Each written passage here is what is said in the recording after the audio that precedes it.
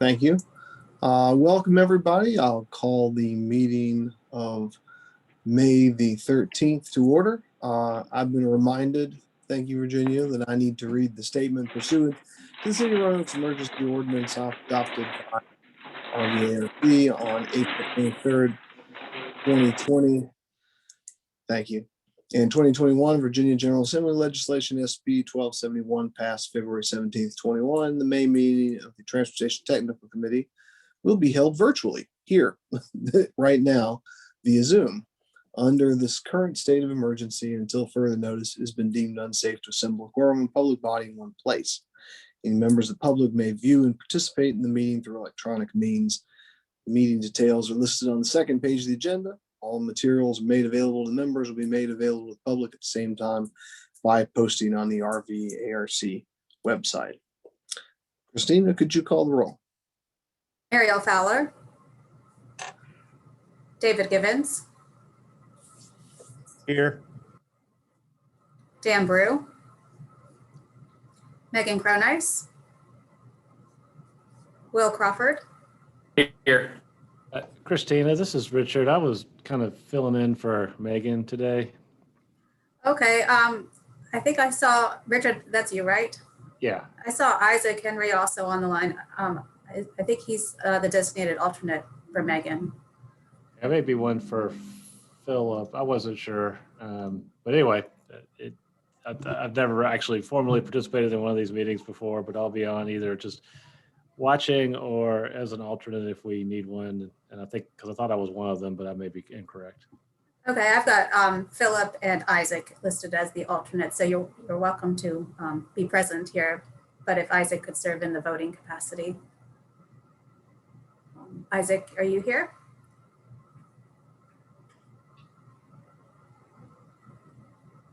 Isaac Henry? I see him. I don't know if he's stepped away or can hear us. Okay. Well, Richard, maybe you can communicate with Isaac and he can pipe in if he's present. I can reach out to him. Thank you, Will. Yep. All right. Chris Chittum. Mark Jameson. Here. Okay. And for alternates for the city of Roanoke, I have Wayne Leftwich and Renee Powers as designated alternates. And I see you are both on the line. Will one of you be sitting in for Chris Chittum today? I can sit in for Chris today. Thank you, Wayne. All right. Ben Tripp. Here. Anita McMillan. Nathan McClung. Here. Dorian Allen.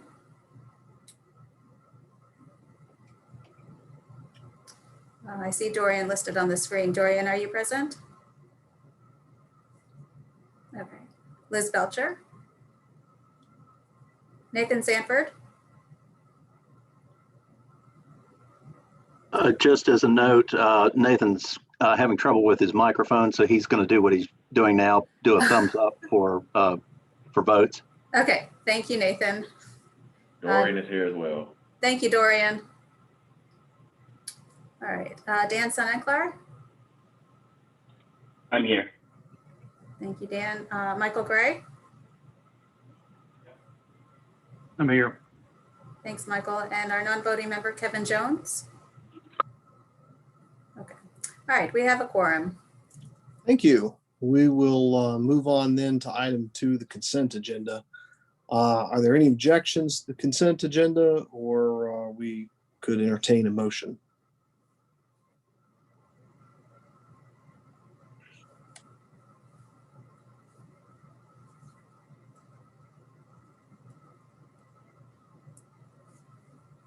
No objection, so moved. Well, thank you. We have a motion. Do we have a second?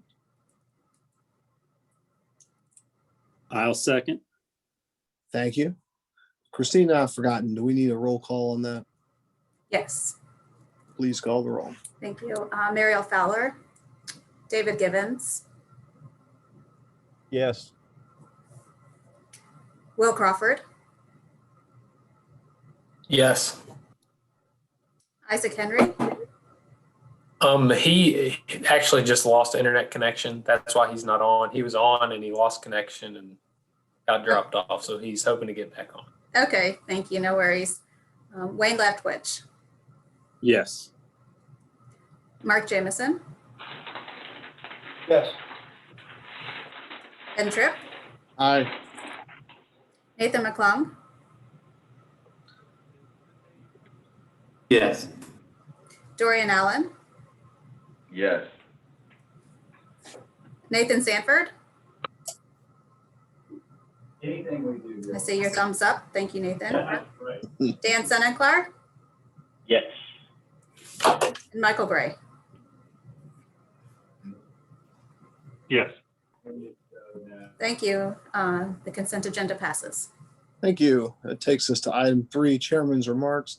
I really don't have a lot of remarks. I do want to say we have kind of a long agenda today. I apologize for that. Christina and I have been trying to work on having short agendas, but we just have a lot of stuff to do these days, and it is important. The things in the speakers in item 4, try to be as succinct as you can, if you don't mind. And then when we get to item 5, I imagine there's going to be some discussion about that. But let's try and keep that discussion brief if we can, because we've still got business after that with number 6. So just remind everybody, if I cut you off, I'm sorry. It's in the interest of time. So with that, we'll move on to item 4, continued development of the Roanoke Valley Transportation Plan. Christina?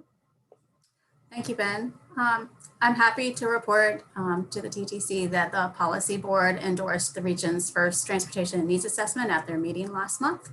So thank you so much to all of you who provided feedback, met with us individually, and ultimately helped us shape that comprehensive assessment. Today, we are continuing that conversation with you on the development of the region's transportation plan. And I'm excited to have 2 consultant teams presenting to you this afternoon. For the last year, we have been very fortunate to have the assistance of VDOT Central Office modeling staff to guide the update of our travel demand model. Their consultant, AECOM, has been leading the technical work to forecast the impact of future population and employment on our transportation network.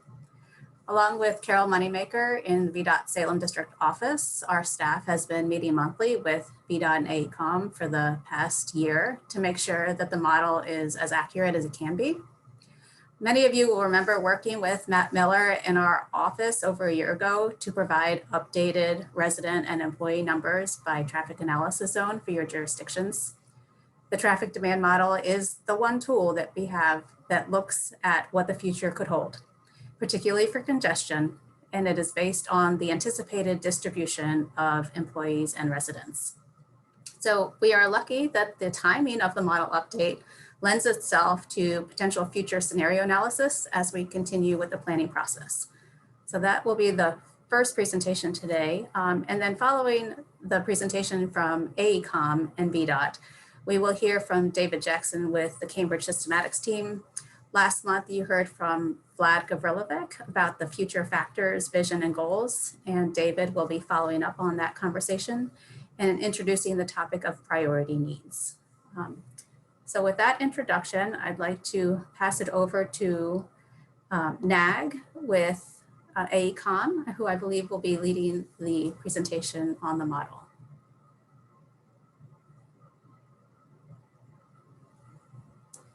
Sure. Yeah, good afternoon, everyone. Let me share my screen to have the presentation.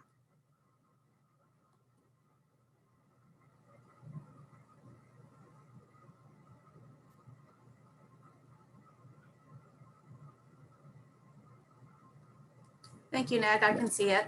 Okay, cool. So let me make that. Yeah, so we have put together a very brief presentation on what we have done and how this model could be used. So the brief overview would be what the travel demand model is and what's in the model and how we can use the model. brief introduction for the travel demand model is it's a tool to predict how many trips would be made in a region by the people and where they probably would travel to and what modes they would use and how they would travel, which gives us information on like they take the transit route or if they take the highways, what volume of the traffic is on each of the segments and more information like that.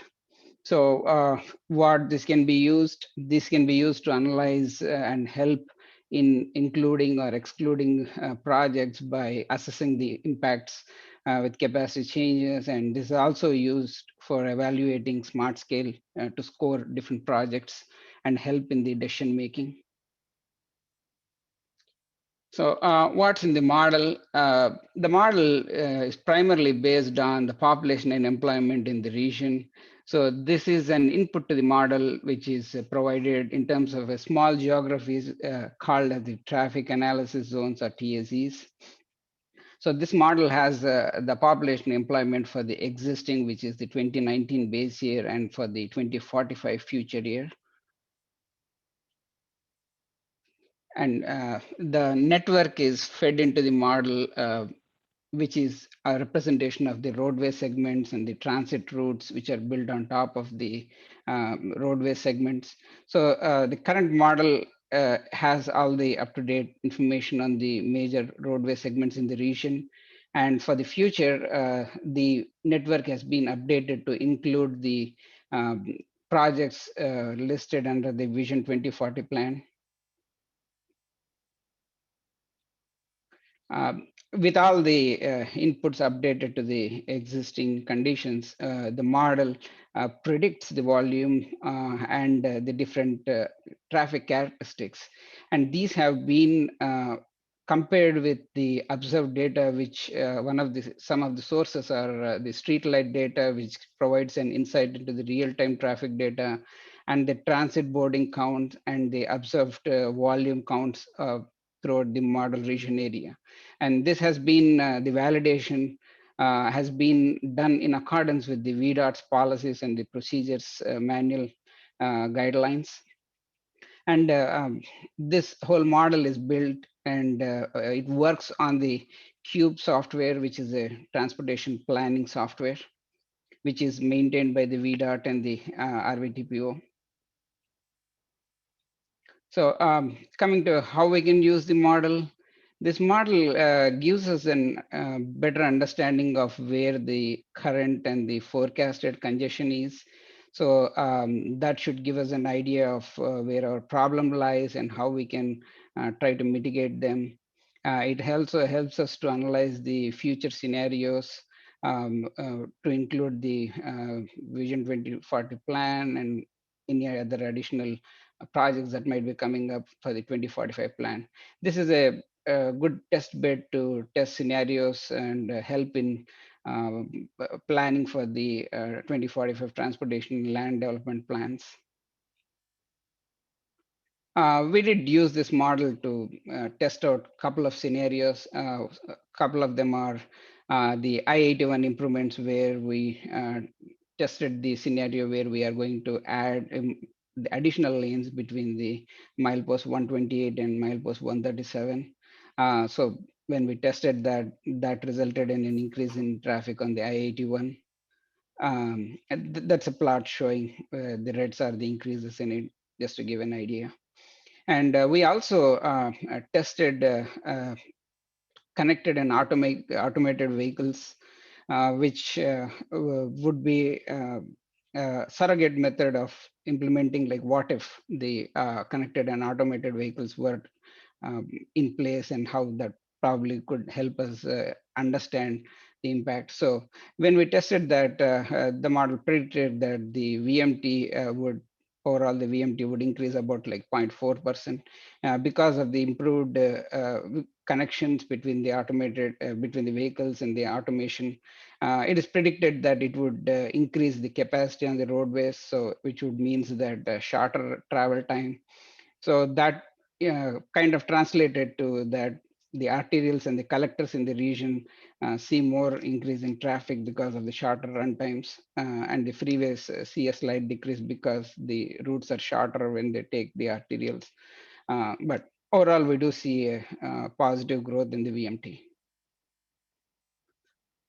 So going further, how we can use this model, this can be an opportunity to test scenarios to inform the region's 2045 development plans. This is also a good tool to test the new roadway projects or scenarios in changing the land use and population densities, and other projects like improving the capacities and some transit improvements or some roadway section improvements. So this is a very brief presentation of what the model, what we have done, and how this could be used.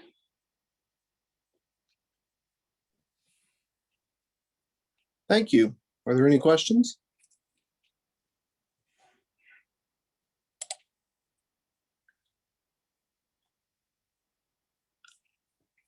Christina, Nag, anything you all want to add? Anyone else?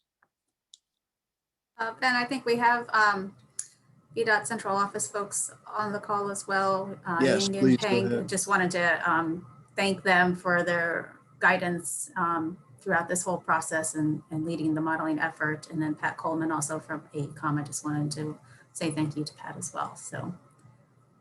Yeah, absolutely. It's really interesting. I think it's a valuable tool. You are very welcome, Christina. We are so happy to offer this help. And as we mentioned, Lisa Peng from Central Office, VDOT, and we would like to provide always 24 hours, 7 days of help for Roanoke MPOs for the future modeling efforts. Yes. Thank you so much. Really appreciate it. And Christina, if there are no any other questions, we're going to leave earlier for from AECOM and Central Office employee here. Okay, no worries. Thank you so much for joining us today. Thank you. Really Thanks appreciate a it. lot. Thank you. Bye. Okay, I think that takes us then to item 4B. David, are you there? I am here. Good afternoon. Thanks, Good Ben. And I am sharing my screen. Can everyone see it? Yes. All right, great. All right, just one moment here. Okay. So for today, what we wanted to catch you all up on, as Christina mentioned earlier, was to have a conversation on where we are regarding the update of the Roanoke Valley Transportation Plan, and to cover where we've landed as it relates to future factors and your input on the draft regional vision and goals. Many of you completed a survey over the past couple of weeks, which we've studied carefully and incorporated into what we'll be presenting today. And then an introduction to the priority needs. So on this slide, we've been using this little flow chart to keep everyone in a level of understanding of where things are and where we're going. So again, today, we're looking for your acknowledgement and kind of understanding of where the future factors research has led us. I know in the agenda packet, there was a 10 to 12 page document that summarized the results of that analysis. And there'll be further technical documentation as we continue the planning process, including some of the information that AECOM and VDOT just presented on what the regional travel demand model can tell us. And then, as I just stated, we are looking for your review and recommendation on the final plan, vision, and goals today. And then also we'll be sharing our approach for priority needs. So to start first, we'll talk a little bit about where the future factors research landed. So as a reminder, we covered 5 critical topics within this research: technology, society, economy, sustainability, funding, and finance. And within each of these, we highlighted elements of the region's future that could be impacted by trends outside the region and inside the region. and how that may impact future transportation decision-making, planning, and programming. So as we've kind of compiled this research and now are moving forward from it, the way we plan to use this are to answer 3 questions here on the right side of this slide, which is how might the future factors impact system performance? To some extent, what you just heard about from the regional model will help us answer some of those questions. The second question, what needs may become more or less important in the future as a result of the impacts of these factors? So if, for example, connected and automated vehicles change how the roadway system operates in the region, does that change the type of priority investments that the region makes into the future to manage congestion, for example? And then the third question is, what solutions in this long-range plan and future long-range plans will be effective regardless of what the future holds? And I think we call those solutions that are resilient to any of these possible changes, and beginning to understand how those types of solutions helps the region adapt to these changes as they occur. So I'll pause there for a second and see if there's any questions on the future factors document that was included in the agenda packet, or any further comments or next steps from the TTC regarding that research.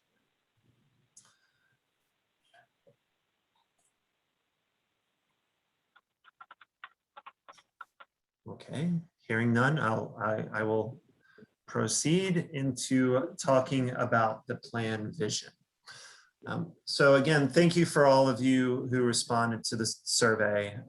Your input was well received and we really appreciated it. It helped us really kind of sharpen the language for both the vision and the goals. So the current vision from the 2040 vision plan is here on the top of this slide. What I've done is highlight the text that received the most comments from you all who responded to the survey. I will say that overall, most of the reaction to the vision was positive. I didn't see any significant broad changes to the type of language or the approach to the vision statement for the region. So that's a certain positive. The changes that we did say focused on these 4 areas. This term enjoy at the beginning of the vision statement.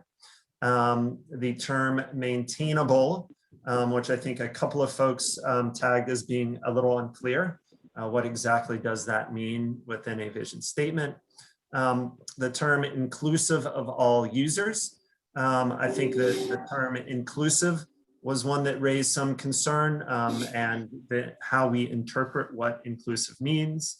And then the term conducive, and looking for better replacements, more action-oriented replacements for that particular word. So on this slide, what we have come up with is a slightly different, very minor changes to the vision. And I'll describe exactly what we've done here. So we first decided to take out the phrase enjoy. And rather than try and talk about what RVTPO and RVARC and partners are doing to get to the vision, we instead are describing the vision as what is the future state for transportation in the region. So all these terms describe not how to get there, but that future state. So the Roanoke Valley seamless regional multimodal transportation system is safe, cost-effective, environmentally conscious, and then we replaced maintainable with well-maintained and reliable. We feel that maintenance of the system and reliability of the operation of the system go hand in hand.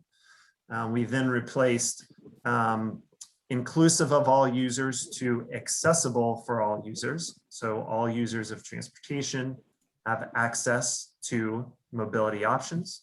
And then we chose the phrase promotes the economic vitality of the community rather than conducive to the economic vitality of the community.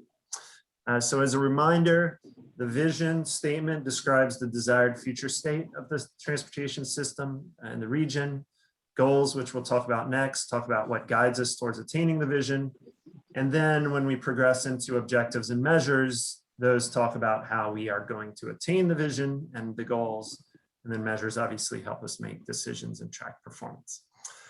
So I'll pause for a moment there and see if there's any reactions to the draft rewrite of the plan vision presented here on this slide.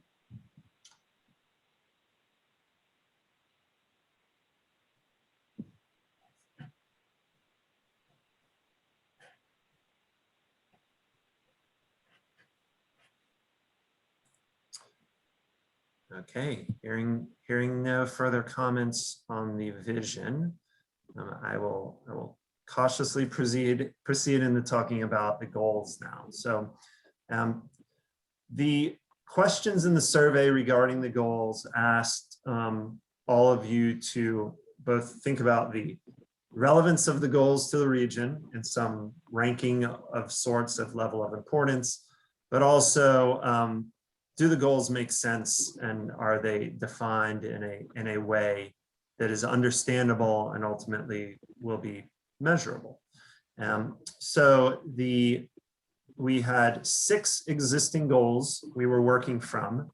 And as Vlad from EPR presented to you last month in April, we took a process of evolving the goals from the prior plan goals into these goals based on what we heard from the fall citizens needs survey and other input from you all as this planning process is undergone. So we had overall positive responses, very positive to 5 of the 7 goals we presented to you all in the survey. We've starred those, provide a safe and secure transportation system, enable reliable mobility, foster environmental sustainability, maintain and operate an efficient and resilient system, and then support economic vitality. 2 goals received a number of comments. I'd say out of I think we had 13 or 14 total respondents to the survey. Each of these highlighted goals received maybe 4 or 5 responses each. Not necessarily a disagreement, but more a tweaking to what the goal means and how we present it. So the first one, I think there was a lot of a number of comments on the term by their preferred mode. And we are recommending a potential change to this particular goal statement to talk about facilitate convenient and affordable access to destinations, which is another way of characterizing what it means to have access to transportation mobility within the region. And then the last goal regarding, and this was the new goal area, equitable transportation investment. The general question from the respondents to the survey, all of you, was, what does this really mean in a long-range planning process? And I think our approach moving forward as we create the needs priorities and we begin to identify the solutions and the fiscally constrained project list in this long-range plan is that we will need to develop tools to help make equitable decisions. So our choice in moving forward was, rather than to use the term ensure, which is a fairly strong and almost a guaranteeable type term, is to instead use the term promote, which it would be the role of RVTPO to promote equitable transportation investments within the region.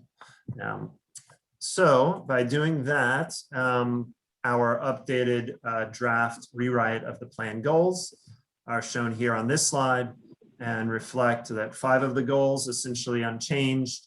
And then we are updating that 3rd goal to talk about facilitating convenient and affordable access. And then the last goal regarding promoting equitable transportation investments.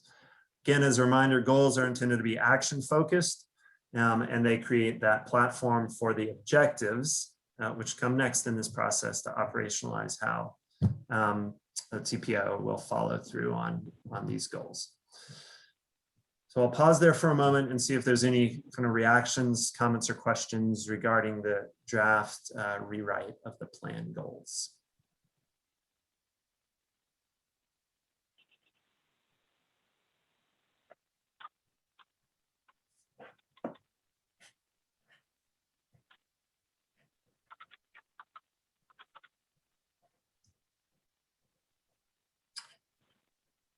Okay, hearing none, I will push on to the last piece of the presentation today, and then we can open it up for further questions or discussion.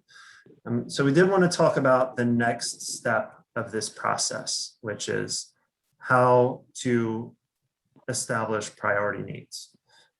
So we've started from this process, your framework for prioritization from your prior economic development study. And as we've now transitioned from the completion of the transportation needs assessment that Christina mentioned at the beginning of this presentation, we're now thinking about how to take those over 500 location-specific needs across the region, multimodal needs, and begin to establish priorities. And priorities will help us then focus our resources on developing solutions that will be part of the ultimate constrained transportation plan.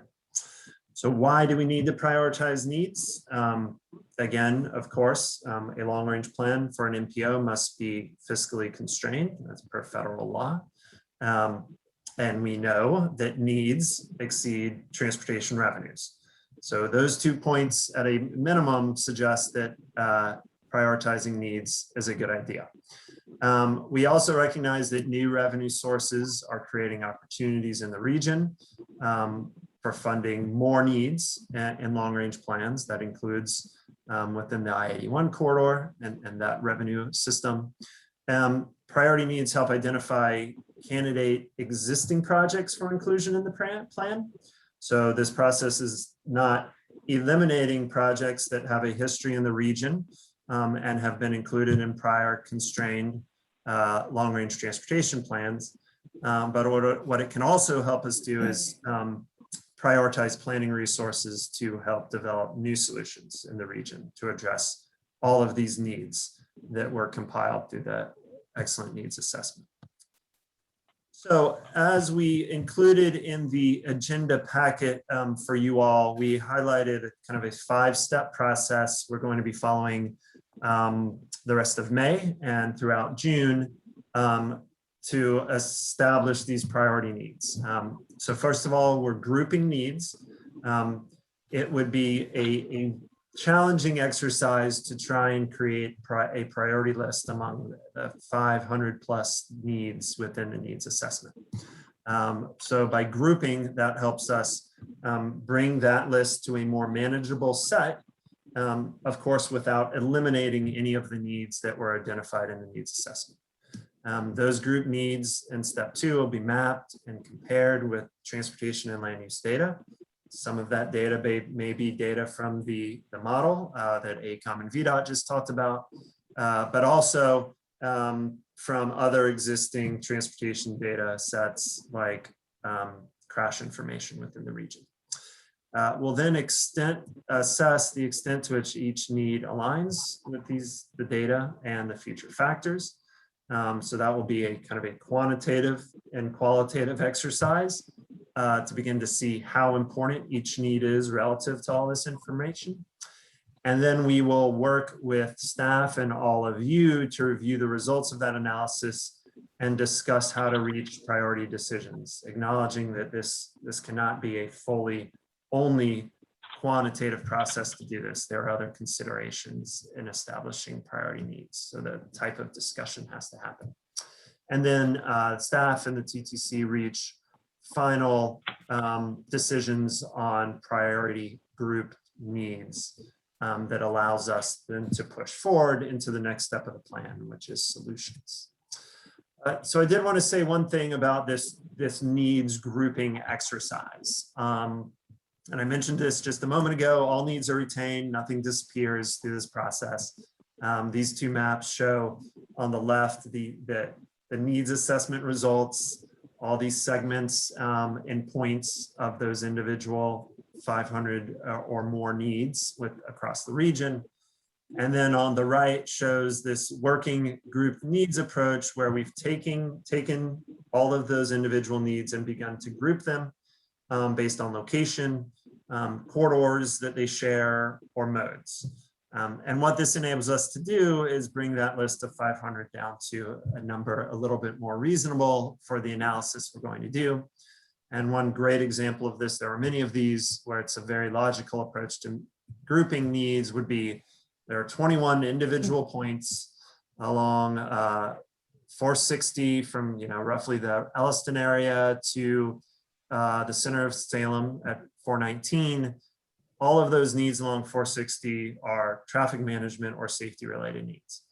If you group those 21 individual points together, you have one need that likely could be addressed by a multitude of solutions, but that we can assess from a priority standpoint based on how all of these individual needs work together to represent a larger need for the entire corridor. So that sums up, I think, the presentation on priority needs. So I think, Christina, I'll pause there and see if there's any further questions or comments. Thank you, David. And thank you to all the TTC members who provided input on that survey. It helped to refine the vision statement and the goals. Our hope is that we can move forward with the priority needs process. And so if you have any feedback on vision and goals or the future factors, now is the time to provide that feedback. We don't plan to revisit that again. So just want to make sure that there are no other concerns that people had on the rewrites that David presented.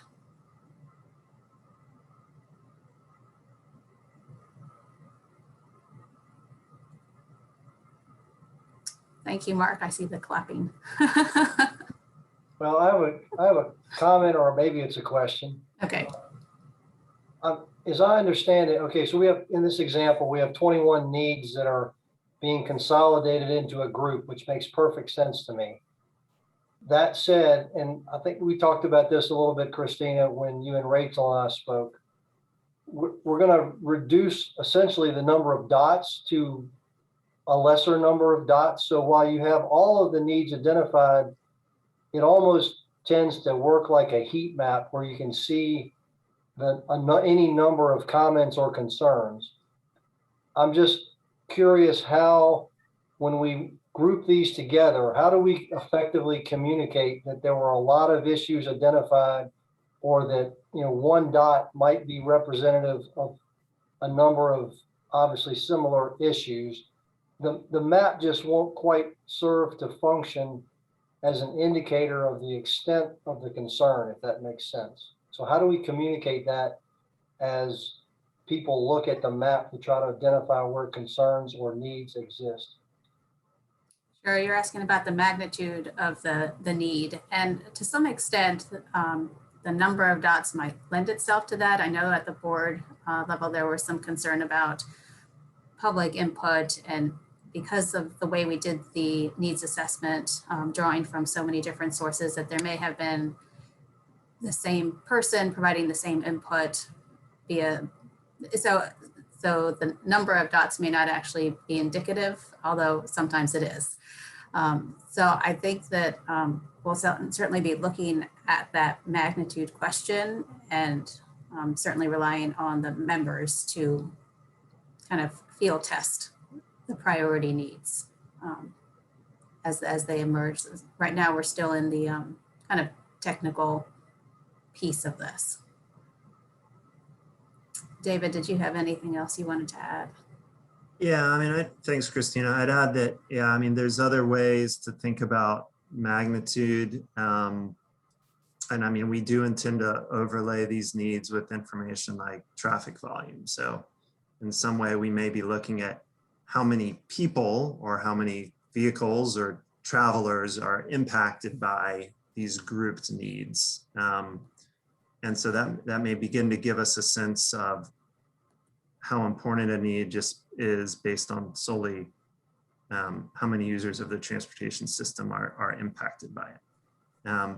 But then there's other things I think we're planning on looking at. And I think when we talk again in June, we'll have some criteria we'll walk you through, but it may be both existing population and employment within the need area versus the proposed projected future population and employment. So a need that's in a potential high growth area could be considered more important or less important, depending on your perspective, than a need in a low growth area. So I think there's other kind of criteria we're going to be looking at to answer that magnitude or importance question on all of these different needs.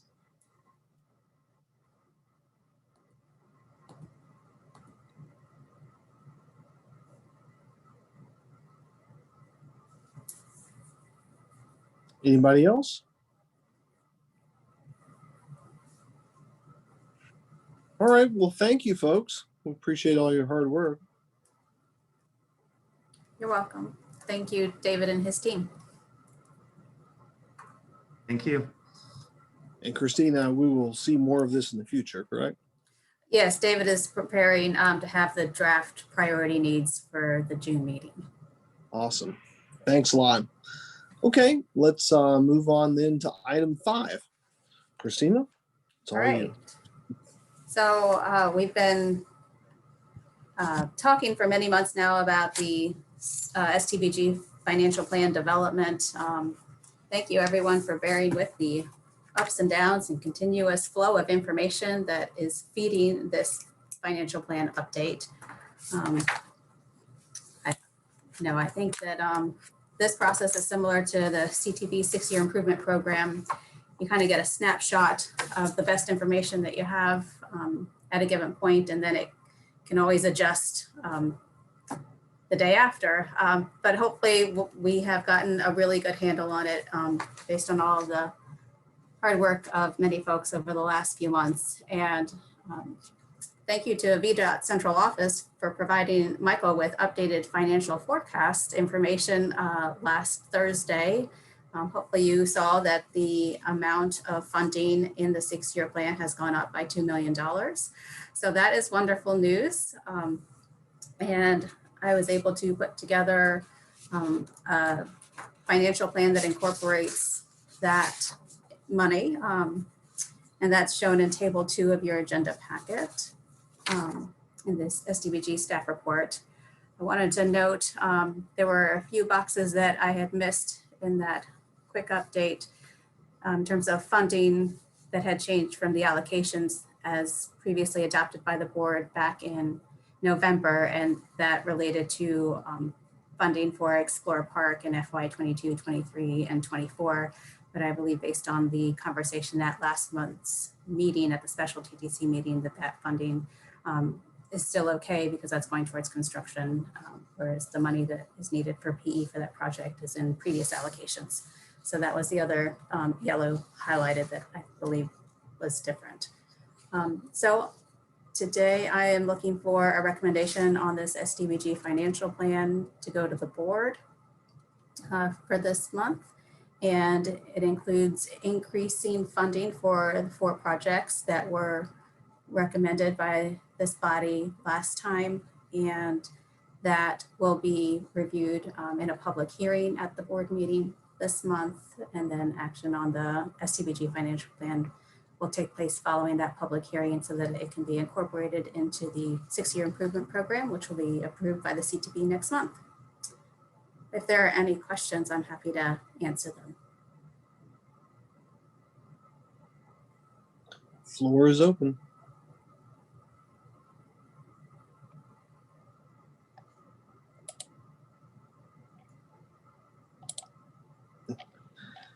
Does everyone have their mics off today? Go ahead. Go ahead, Michael. Yeah, Christina did, and I'm kind of looking at this pretty fresh right now. Did this address the issues that we discussed at last month's meeting for those 4 projects that we were talking about, wanting to make sure they had funding since they were moving forward to add? Yes, all 4 projects have the funding that they need either in previous allocations or FY 22 so that they can move to construction advertisement as planned. Christine, Mr. Chairman, this is Anita. I guess once the CTB approved, that's when we can start working with VDOT to get an agreement, to get the request to administer, the way I understood it. Yes, and so that'll be in 2 weeks. And for the Vinton projects, I believe that's all previous you have money in previous allocations, and then I guess for Walnut Avenue extending out a few years. So correct. I was Yes. asking because of we like to move forward with the Gasnick pedestrian, the crosswalk. Michael, is there any concern with Anita starting to pursue that following the TBO's action prior to the CTB's action? Which project are we speaking of here? The Gusnicks? Yes. Yes. What are you going to start doing? I would like to find out when we can start requests for VDOT to administer for that project. Do we have to wait until CTB before we request to whether the request to administer agreement to be requested? I think you could probably go ahead and request that. Send it to Jay and copy me on it. This should be, I mean, as long as the policy board approves it, what we're looking at, then that'll be put in place prior to the agreement actually being done. You know, the agreement you're talking about. So I think you can go ahead and request it and be safe. Okay. Well, if there is no other question or discussion on that, I'll make a motion to approve the fall project as discussed previously.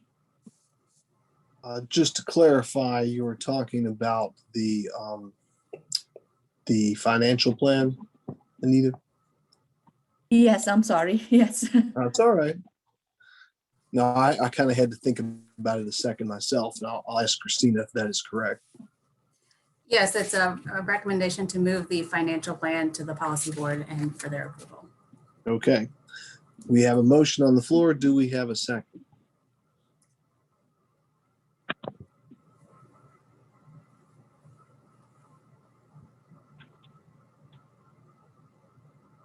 Can I second it? Sure. All right, I second it. Thank you, Isaac. I believe that's the case, right, Christina? Yes, Isaac. Someone's got to do it. All right. Then we have a motion and a second. Christina, could you call the roll? All right. And I just wanted to clarify, I saw that Chris Chittum had joined. Chris, are you going to be voting then instead of Wayne Leftwich? Yes. Okay. Thank you. David Gibbons. Yes. Will Crawford. Yes. Isaac Henry. Yes. Chris Chittum. Yes. Mark Jameson. Yes. Ben Tripp. Aye. Anita McMillan. Yes. Nathan McClung. Yes. Dorian Allen.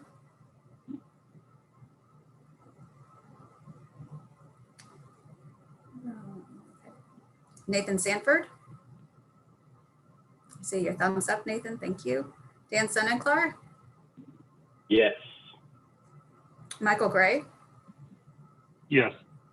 And I'll just double check Dorian Allen. Okay.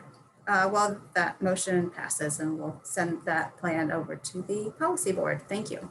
All right. Congratulations, folks. We did it. Yay. Christina, thank you and everybody else there at the staff that worked on that. I don't know how many iterations you all went through putting that together, but it was a lot. And I know we really appreciate it. And VDOT, thank you guys and everybody else who worked on it. I'm glad it worked out well, and I'm glad to have it over with too. So let's move on to item 6 then. That's the regional study on transportation project prioritization for economic development and growth, I think known as the TED study. Eddie? Yes, that's correct, Mr. Tripp. Glad you can read the long title. We're still in the habit of calling it the TED study, which we need to break that. I'm gonna go ahead and share the screen since we're going to be looking at spreadsheet today. So we sent with the agenda package a spreadsheet that's being expanded from what you've seen. I guess in April we looked at the needs and some suggested solutions. Since that time, we've gone through the existing 2040 long range revision plan and pulled out the projects that match up with the identified needs. We wanted to go through those today, and also, I guess, go through the items that were in the previous 2018 study, see which ones of those that you want to, I guess, keep in the needs list. Most of the ones from 2018 have been addressed or fully funded. We've got the widening of I-81, pieces of the, I guess, US 460 between 11th and Gus Nicks. The Virgin Diamond, fully funded. Reconfigured 220 at International Parkways funded. Reconstructing I-581 Peters Creek Road interchange. We'll talk about that some. That is still listed on the other page in the spreadsheet. Obviously not fully funded as far as construction goes. Intermodal station, the Amtrak platform is done. The city has stated that they have funding for the new bus terminal on a new location. So pedestrian projects and also greenways, many of those have been done. Obviously still lots of gaps for the sidewalk, still some gaps in the greenway network. Would probably suggest that those maybe stay in as needs. I know a couple of you have, at least a couple of localities have mentioned keeping greenways and pedestrian improvements in the plan. Other projects that were listed, I guess the widening from I-81, for the other exits, 146 to 150 and 132 to 137. Studying the I-581 interchange, potential ITS and shoulder improvements on I-81, extending the Smart Road to I-81, and the US 220 Franklin County Summit View Business Park intersection improvements, which I thought was outside of the MPO area, but it was mentioned in the previous TED study. Are there any of these that we want to talk about, or ones that you definitely want to keep in the new needs list, I guess is the question. Eddie, we met briefly about this yesterday, Okay. and came up with some other considerations for this. Number one is just kind of general for, moving forward on this list, and it was just to consider the SEDS priorities that have been worked on when moving forward. And then we had some other potential projects that we would like to consider. One is the widening of I-81 southbound from 4 to 6 lanes from exit 137 to exit 128. Okay. And then the second is for Route 419 to continue to analyze and propose potential improvements to reduce congestion and safety between Starkey Road and 311. And then the third one is a Hardy Road, and it's to provide appropriate access to Explore Park in Bedford County. Okay. Yeah, and some of those you mentioned, I can go ahead and put the SEDS committee did meet last week. They've had several meetings over the last month to do their priority projects. This is what we came out of the meeting last week with an approved draft. You'll notice they've gotten down to 7 projects from their 125 that they originally started with. I believe that they've reworded a couple of these, but they're essentially the same ones that were sent out a few weeks ago. You see broadband access, implementation of the Regional Career Technical Center, additional flights and runway capacity, which is also on our spreadsheet for today's discussion. Site development in the Allegheny Highlands, Woodhaven Technology Park with the related transportation network improvements. Those related improvements are on the spreadsheet for today's discussion. Explore Park, which you just mentioned, the joint efforts for Roanoke County and Bedford to provide access to the side of Explore on the east side of the river, and then implementation of regional housing studies. So they are looking at some of the same projects that we have either on this list from the previous plan or on our new project needs and solutions list in this spreadsheet. So if those are projects that TTC wants to add to, I guess we go back to definitions of projects versus needs. I guess if those were the solutions, we need to identify what the needs are for all of those, but they, at least to me, sound reasonable that they could probably be added. Some of the ones on here, like I said, we went back and looked at the existing long-range transportation plan. We plugged in UPC numbers where available. The highlighted numbers are those smart scale projects.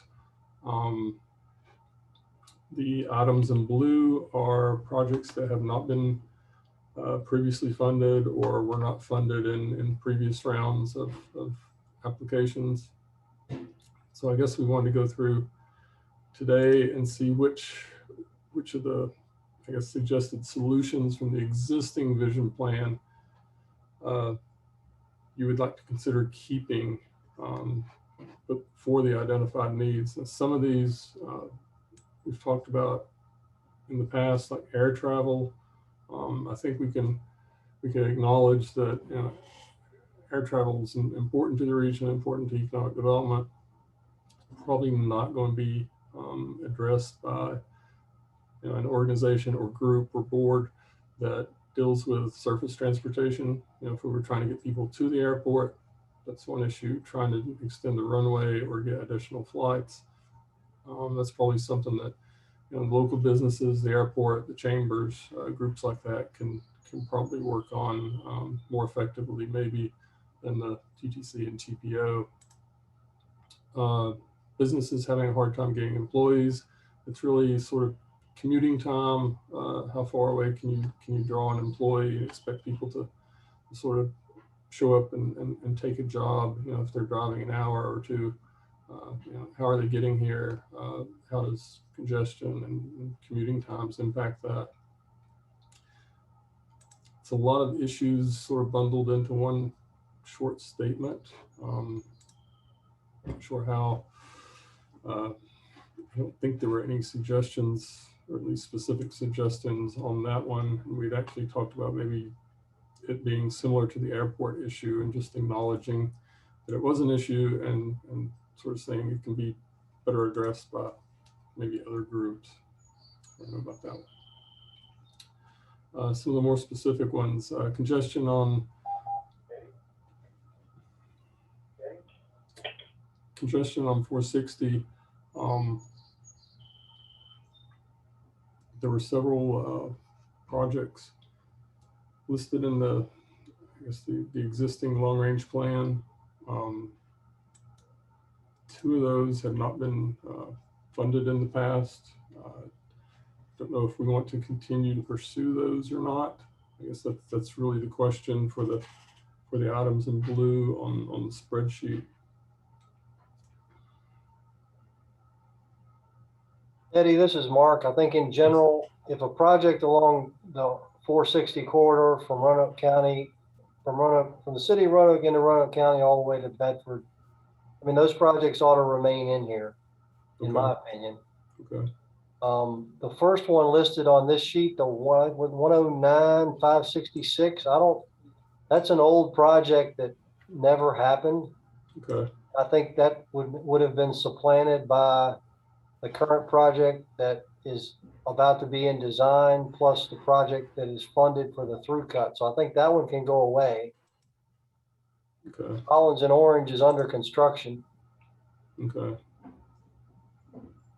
Roanoke, so folks from Roanoke County are on here as well. I guess my opinion is based on the STAR study that's been done. I don't know that I foresee 460 being widened to 6 lanes all the way to Botetourt County. So that, I mean, and certainly $36 million isn't going to touch that.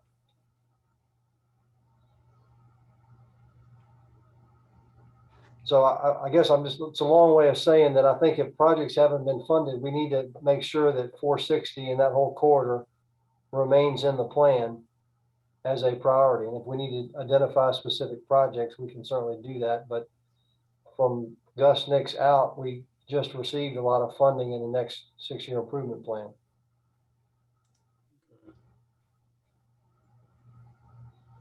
I mean, Isaac or Will, do y'all have other comments on the portions in the county? I don't at the moment. I mean, yeah, same. And I think you're right, Mark, about the 6 lanes, if I remember correctly from the STAR study, that, you know, it seems like that basically is, you know, not going to happen or too expensive. That's just what I remember. That was a while ago. Yep. Well, and Eddie, on the next sheet that you had showed us from the previous, you know, certainly the 11th to Gus Nix is still a project that needs to be included. We are no longer considering, I don't think, widening, but we are considering alternative intersection configurations. And then we are about to start a STAR study at 581 and Orange Avenue. So that certainly needs to be in there because there will be some short-term and long-term improvements that are recommended out of that STAR study. Okay. So within the city, we continue to need to do something all the way from 581 through Gus Nix in terms of arterial preservation capacity and alternative intersection configurations. Can I jump in? Oh, go ahead, Michael. Yeah, I mean, just looking at this, and I think we got into it a little bit last time as well, where we're getting into these specific projects, and I think some of the goal of this was more to identify kind of some regional kind of issues, and then how to address them would be kind of ironed out. So if you take 460, for instance, you know, you could say, you know, 460, I'm add something like, you know, safety and operational improvements to 460 from I-581 to either the Botetourt County line or to often to 220. And then anything that we come up with, because it's always in the works, could fall into that category.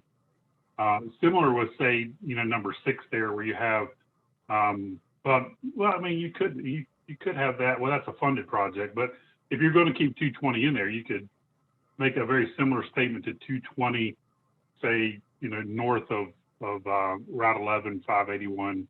I mean, Route 11, 81 interchange at 150.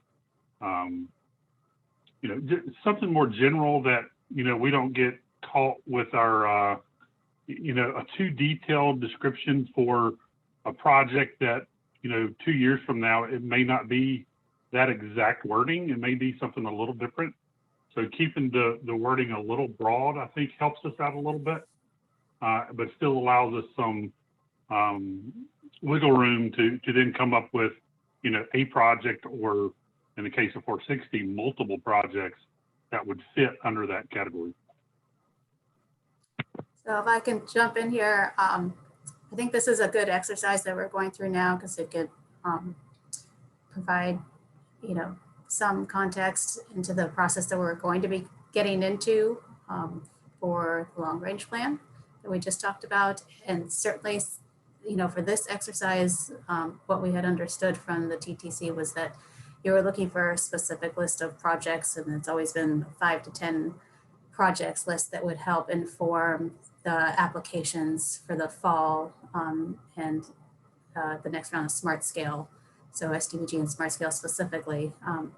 So we are looking for specific projects at this point, and certainly the more general descriptions, Michael, that you're talking about could be included as possible solutions to address whatever need is relevant to those possible solutions. And this document will be able to live on for a longer period of time than the original one, because we've got a better sense of what the needs are, and we're going through this process of identifying more broadly the solutions. And I think the goal here that Eddie's trying to get to is specific projects that will help inform project applications in the next year.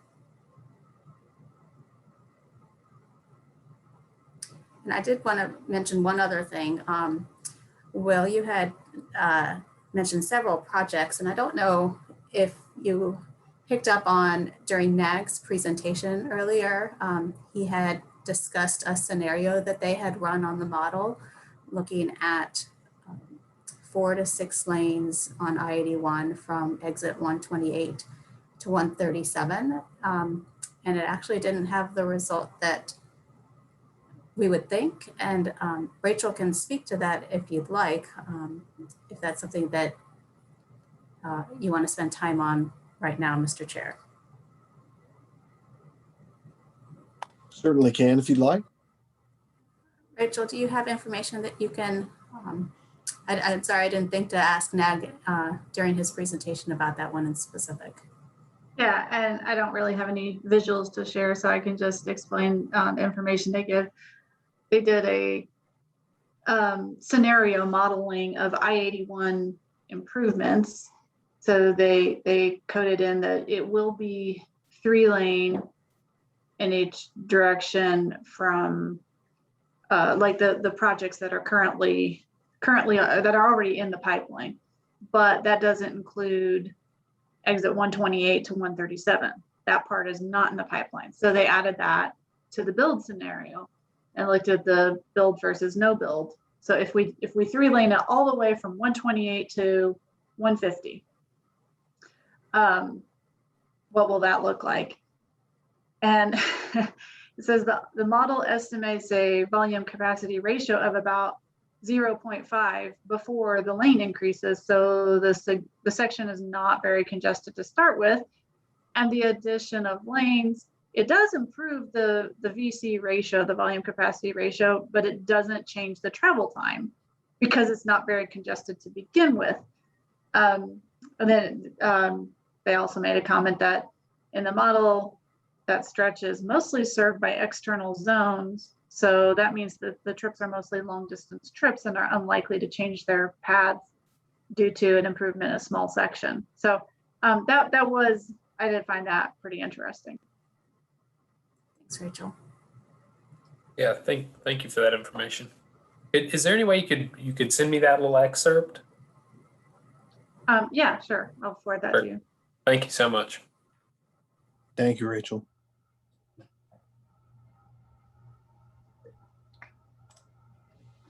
Christina? Sorry to interrupt Eddie. I'll let him continue. I'm sorry. That's fine. If there wasn't anything else from the 2018 study that we need to discuss, we can go back to just the newer spreadsheet. So we talked about 460 East congestion. Also had identified need of safety on 460 East of I-581. I know that that's a little bit different issue. 2 projects, I guess, funded so far. So maybe that's addressed, unless there's something that anyone wants to add to those. It would be these 2.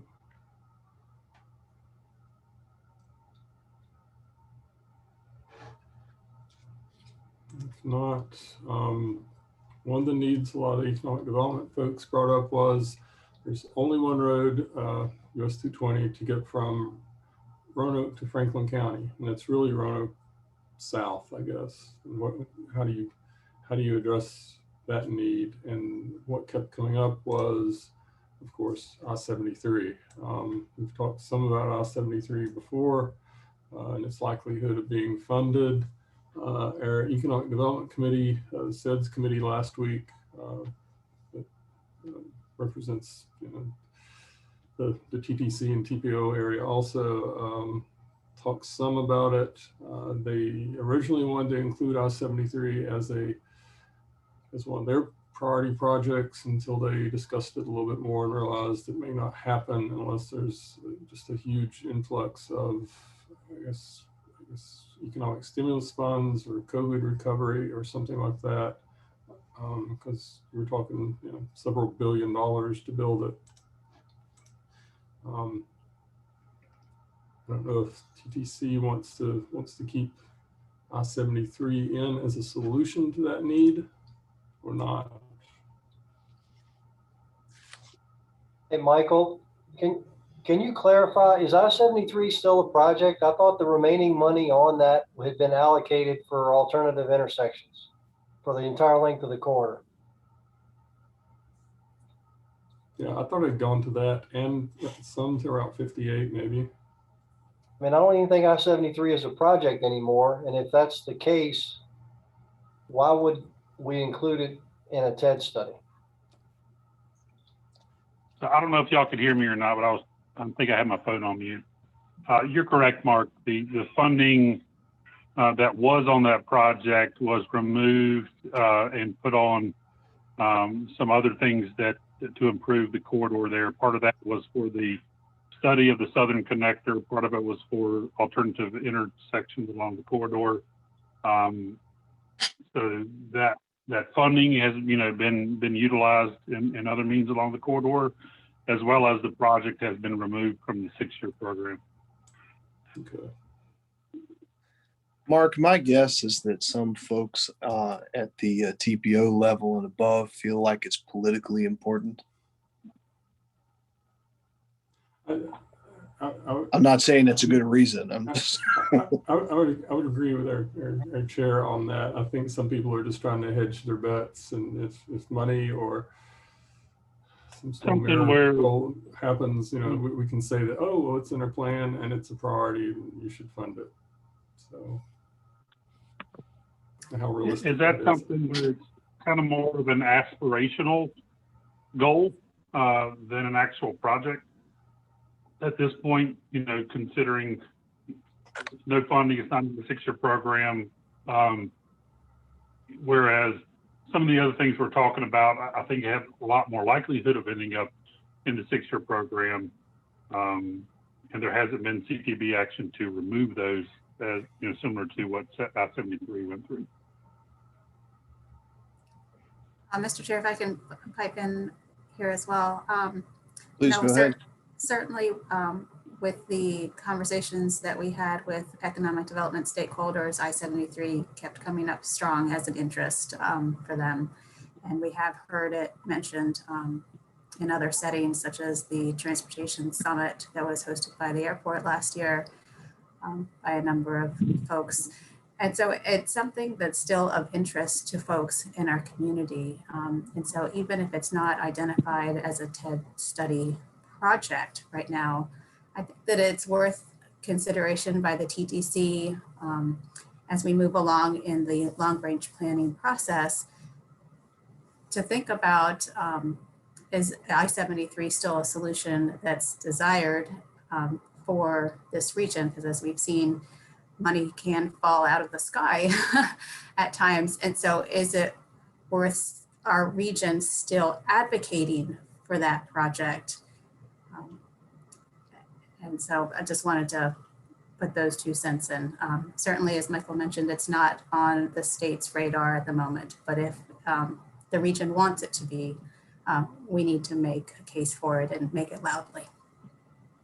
Yeah, I mean, I think, my personal opinion on it is that I would probably prefer to see it in there somewhere, even given the issues that Michael and everybody else has raised and Mark, which are valid. But there are some economic and development advantages to being at the crux of 2 interstates in terms of co-location, in terms of business attraction. So I kind of get what they're saying, in that sense. But, you know, maybe we as a technical body feel that the technical solution to this is not to include it. And if the TPO wants to include it for political or economic development reasons, they could certainly do that. Like I say, my personal preference would probably be to have it in there. It gets into this conversation, you know, where we're talking about 73 and leaving it in there for a kind of a long-term, you know, economic development issue. And really, when you start doing that, you open the door back up for 81 being 4 to 6 lanes or whatever that was. Yeah. You know, you open the door back up for it being that way, or even 6 laning 460 all the way out to the bottom of that county. So, you know, I think there's some aspirational goals, and then there's some things that we're probably going to end up pursuing. Like you mentioned, you know, some of these things you may want to keep there as ideas that are on the table, not necessarily the top priority, but, you know, if money was ever going to fall from the sky and you were able to put your support behind something, you may have some of those sitting there ready to put support behind. Mm-hmm. Good point. Okay, so I'm hearing we're going to keep it in just in case, right? I would prefer that. What does everybody else think? I mean, we're a group.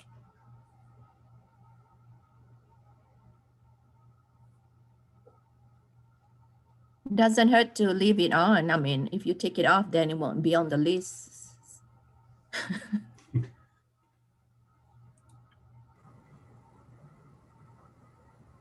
I would, this is Chris Chittum, I would just as soon take it off the list. Yeah, and the city might have more to say about it, right? Well, yeah, I mean, you know, if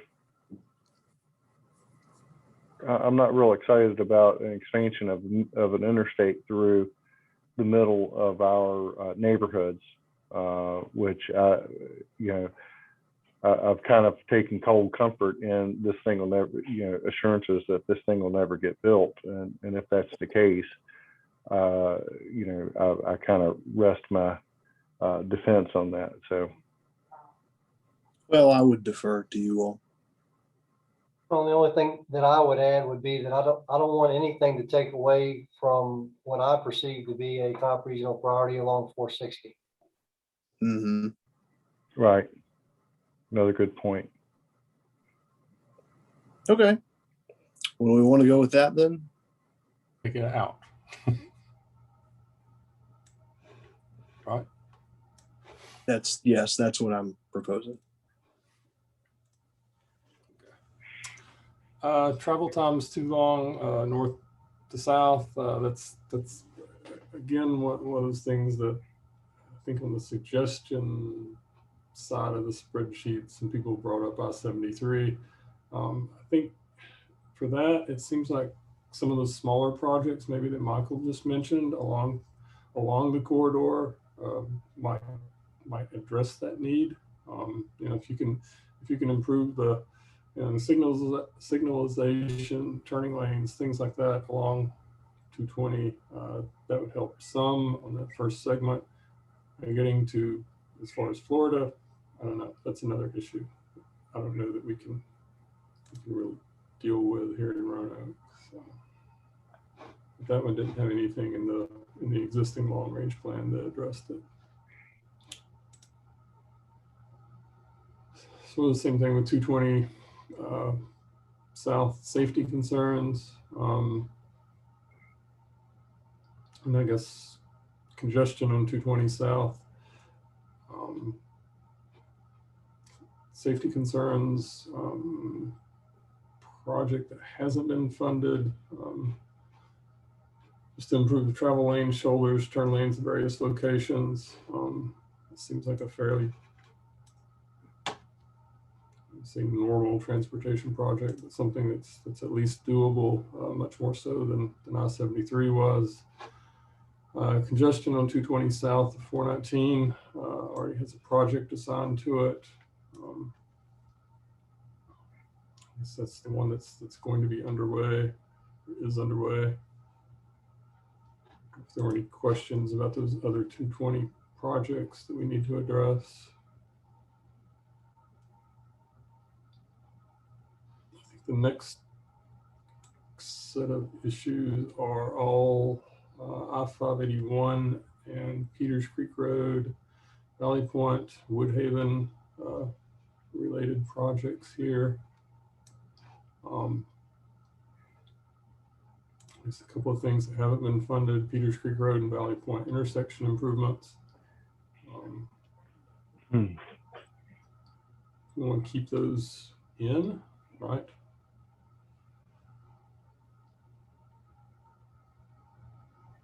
My sense is that improvements at Peters Creek and Valley Point Parkway are going to have to be addressed with the interchange study. So whatever improvements or recommendations continue to come out of that effort, that's all going to be tied in together. I don't see any reason to duplicate that necessarily.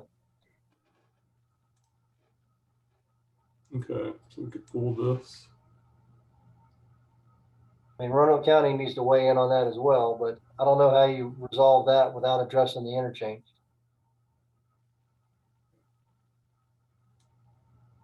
So I know that, yeah, a lot of our conversations about like the 581 exit 2 interchange improvements sort of center around how they position people to get to that intersection. But I can't remember anything specifically that we've discussed about that Well, no, actually, I believe, well, Will, you should probably chime in about this if you can remember, but I believe that that intersection was even possibly within the project scope of the 581 exit 2 interchange project. I think you're right there, Isaac. That's my recollection, because you're signalizing the off ramps and eliminating the weave. Yeah. Adding the second left turn lane eastbound at Valley Point on Peters Creek.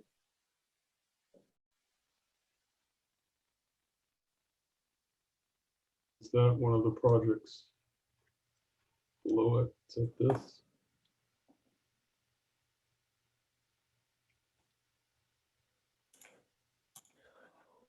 Yeah.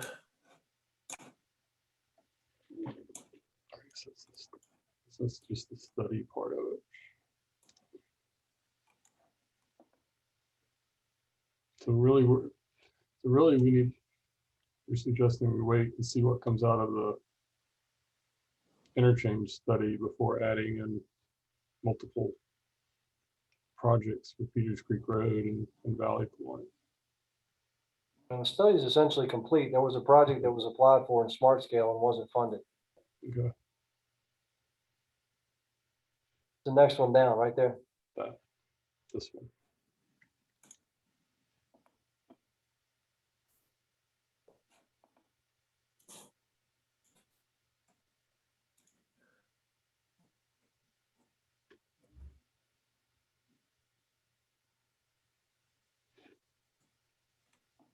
I'm going to keep all four of these. We're going to drop that first one out since it might be repetitive. This one.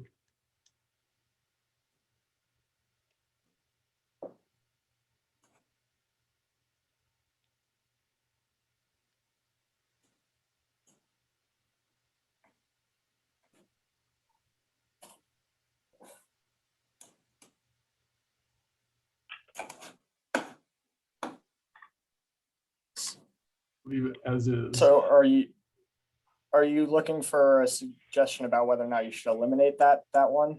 Yes, this one. I mean, I would say probably don't eliminate it right now. I would be hesitant to recommend eliminating it without Megan here. But I don't know. Will, what do you think? Yeah, I think you're right there. I would not eliminate it right now, and we need to get some feedback from her. Okay. Okay, that works. Let's see, the next identified need was congestion on or congestion at the exit 150 park and ride lot, too small for use by commuters and AT users. So that wasn't funded in Smart Scale. The last round, we want to keep that in. We're going to try to get that funded in the next round. we'll try to address it in some other way.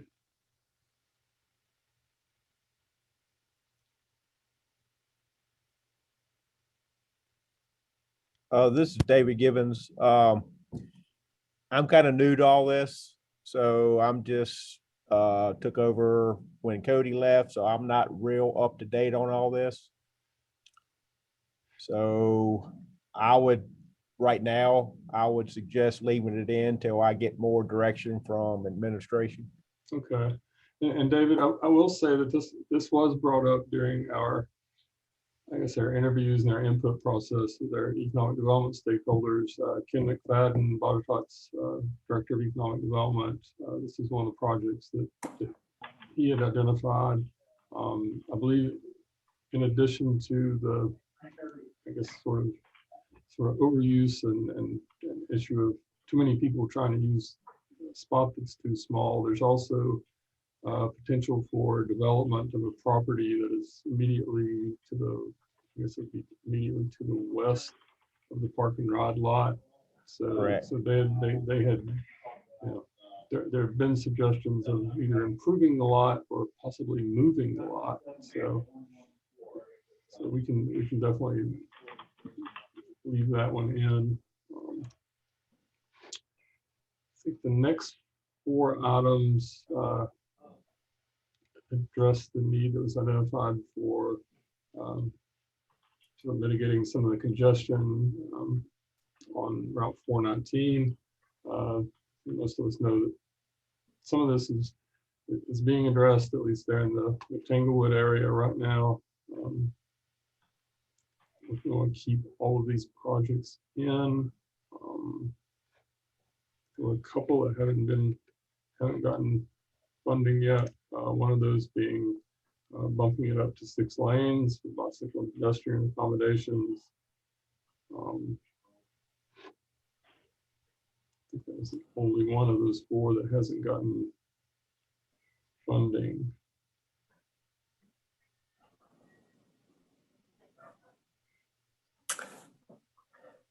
I think that this T24 550, I think, had some previous funding, at least based on the 6-year plan online. There was 137,000 previously, but nothing from 22 to 27. In the draft 22 6-year plan, at least. So I'm not sure what the status of that one is. And again, that may be something Roanoke County Megan can chime in on after this. I'm not totally sure about funding, but I know that we are currently, doing some preliminary scoping of that. Very preliminary, but we are moving on that project. Okay. And Eddie, I think that UPC number T24-550 refers to the SCBG project, the Oak Grove streetscape improvements, the crosswalk across 419. Okay. So if it was just the crosswalks, maybe that was why the amount was that small, maybe. Yes.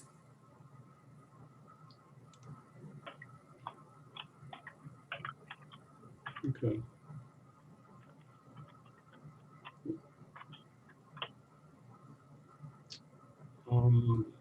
Next 3 were not referenced in the existing long-range revision plan.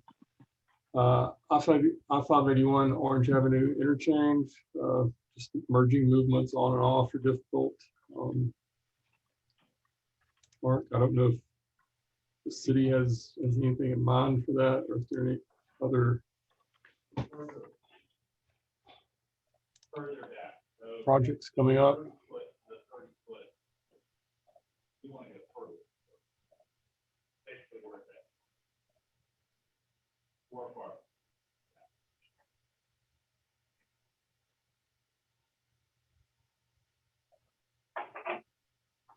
Eddie, it looks like Mark may have left the meeting. Okay. Hey, this is Michael. I've got to jump on another. It's Christina, do you need some action from us on this, or Eddie, do you need some action from us on this today? I don't know that we need actual action today as much as, we'll send out, I guess, a revised version of this to everybody, and just make sure that we haven't left any projects off that need to be on there. Sure. And I guess we need to start looking at prioritizing some of these. Okay. So would it be appropriate then for us to have everybody, look it over once you send the new version out and follow up with any questions that they might have? yes, I think so. Let me let Christina answer that one though. Yeah, and we'll work on updating this spreadsheet that Eddie has with the feedback that we've gotten, and see if we can get additional feedback so we can bring an updated version at the next meeting. Okay, super. Eddie, was there anything else you wanted to ask us about? No, I guess the last two projects on the spreadsheet were the parking at the Amtrak station and then the wayfinding. Both of those are fairly small projects, something that could be either implemented at the local level or by Amtrak. So I don't know that if anyone has additional suggestions on that, you can certainly submit them with the new comments. So, and no, that was all I had for today. Okay, thank you. Appreciate it. I guess it takes us then to 7, other business. Is there anything else, Christina? No, I have nothing else. Okay, then we'll move on to 8, comments by members and or citizens. Would anyone like to make a comment? All right, hearing none, we'll move on to item 9, adjournment. Thanks a lot, everybody. Really appreciate your help today. Thank you, Eddie, Christina, everybody else there, Rachel. Thanks a lot. Thanks, Thank Ben. you. Well Appreciate done. it. Thank you, everyone. Take care. You all. Have a great day.